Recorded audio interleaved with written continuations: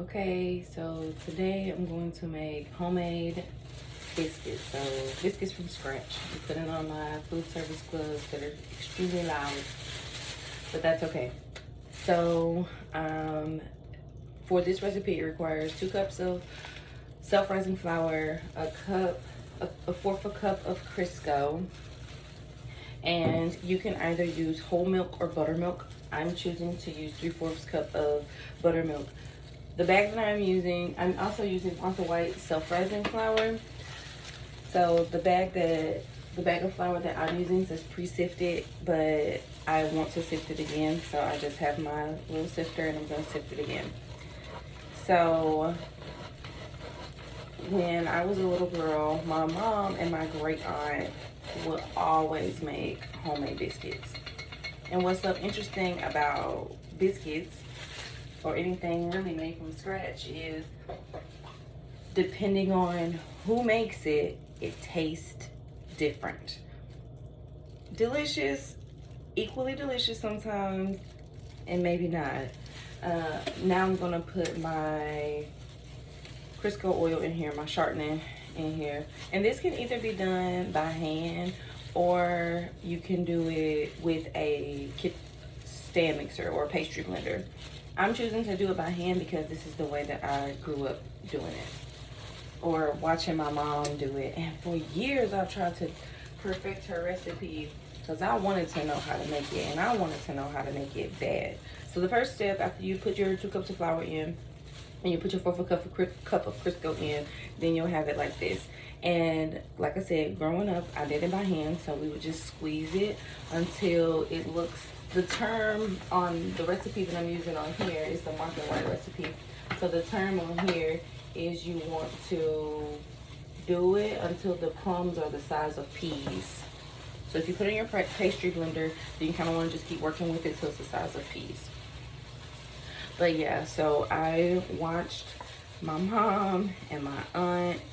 They would make these homemade biscuits, and my aunt's biscuits would be huge. They would be huge biscuits, like the size of a crumble cookie big biscuit.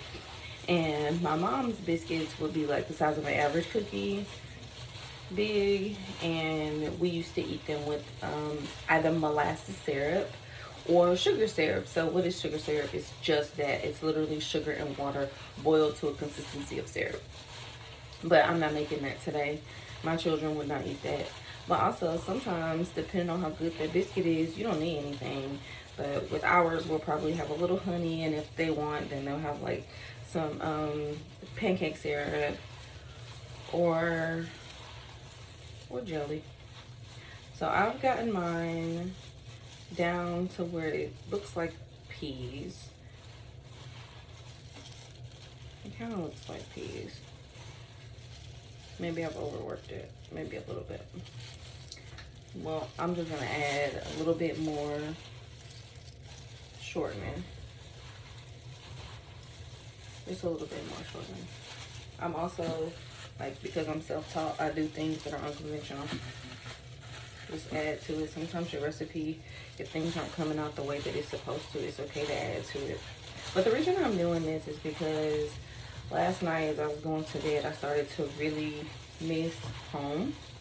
And I started to really miss my mom and my great aunt. And so one way I try to connect with their spirits is where I go to the places where their love for me carried the most or showed the most.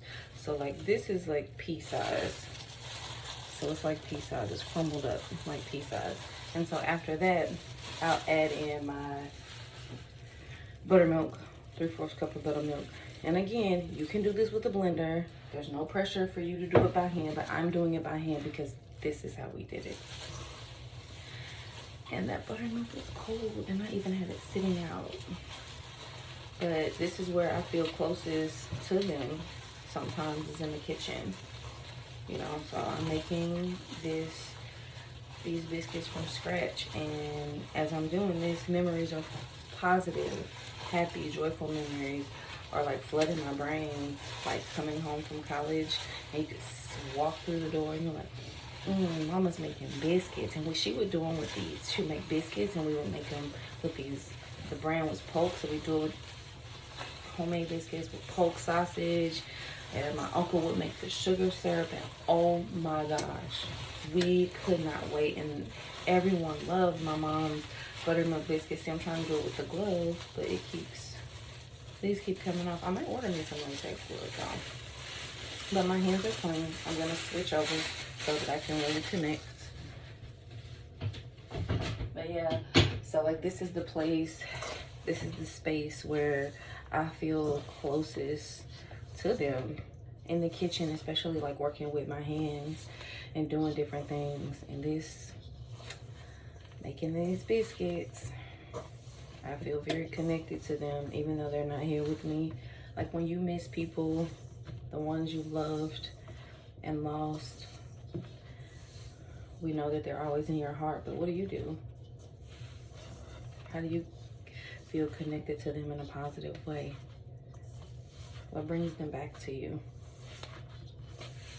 Because for me, I go to the space where I feel the happiest, or where we spent a lot of time, and my mom and my aunt did a lot of cooking. My uncle had a couch in the kitchen.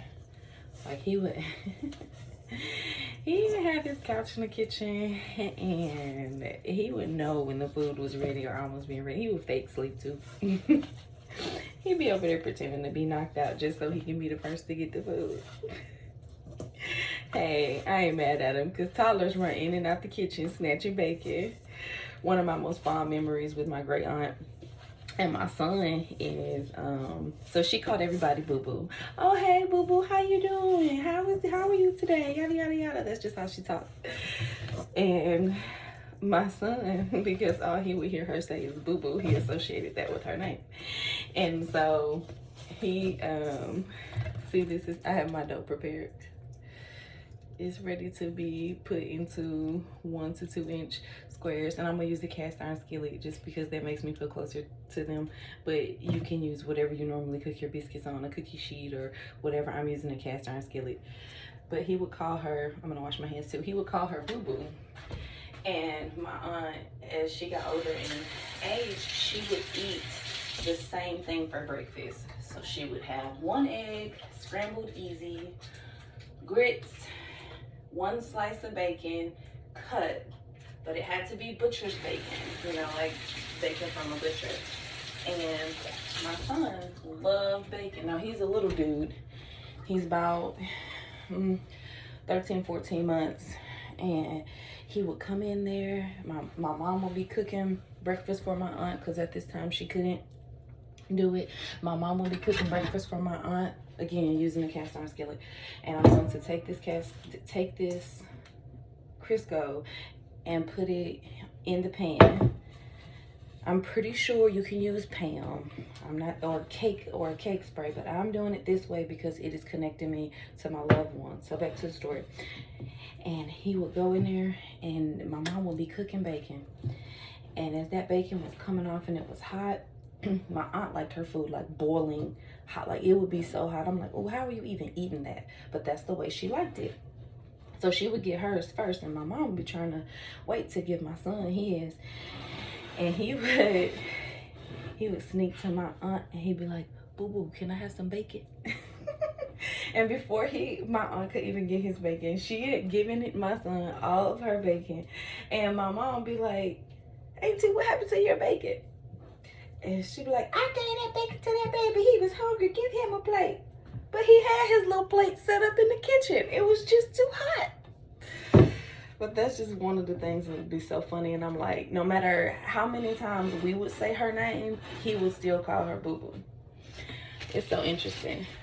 But I'm gonna wipe my hands with the Crisco, and then I'm gonna put flour in it, and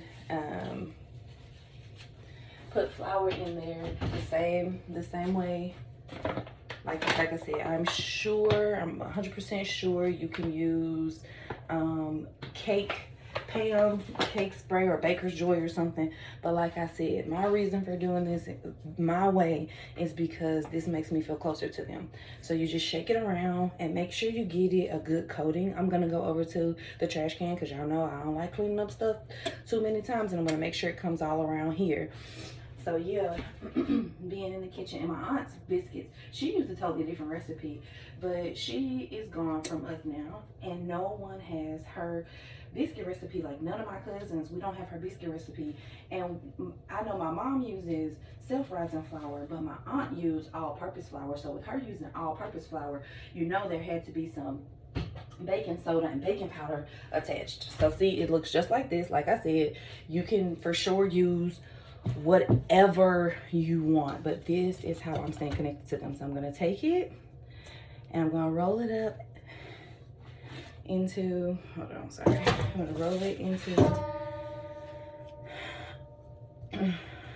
like 1 to 2 inch biscuits, like a little ball, and they have to be touching. Sometimes when you make biscuits they don't have to be touching, but I'm gonna start with this one in the middle and work my way out. But these have to be touching. And I'll let you guys know how I go, because I did go rogue. Remember? I went rogue. And I didn't, I was supposed to, what was I supposed to do that I didn't do? Oh, I added a little bit more shortening because they didn't look like peas. But I'm gonna try to get this going in here. And like I said, they're supposed to be touching. There are some recipes where biscuits do not touch. But for this recipe, they touch. And y'all know my mama didn't measure nothing. I've had many failures with this recipe. And today I tried really hard to follow the recipe. But usually I go rogue like her. Don't measure nothing. And like I said, you can use a stand mixer. You do not have to do it with your hands. But I did it with my hands. I'm putting it in a cast iron skillet. You do not have to put it in a cast iron skillet. I'm putting it in a cast iron skillet because it makes me feel closer to my ancestors or my aunt who is gone. And thinking about her and my mom in the kitchen making their own types of biscuits. And there was never a competition. Whose biscuits are better? We did not care. Just give me one.